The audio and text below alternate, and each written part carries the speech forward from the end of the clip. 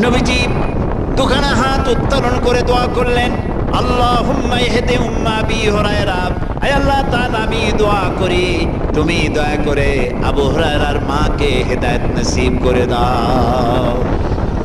রাসূলুল্লাহ দোয়া করলেন আল্লাহর মায়ের হেদায়েত করে দাও। হযরত আবু হুরায়রা রাসূলের মুখে দোয়া শুনে দিয়েছেন দৌড়।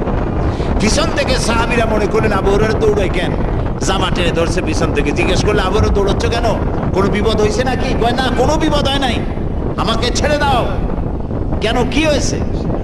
হযরত আবু হুরায়রা বলেন, সাহাবীরা আমাকে ছাড়ো, আমি দৌড়াইয়া বাড়ি গিয়ে দেখতে চাই। আমি আগে দৌড়াইয়া বাড়ি পৌঁছলাম না, আমি বাড়ি পৌঁছবার আগে আল্লাহ নবীর দোয়া আমার বাড়ি পৌঁছায়, সেই দুইটা জিনিসের কোনটা আমি দেখতে চাই।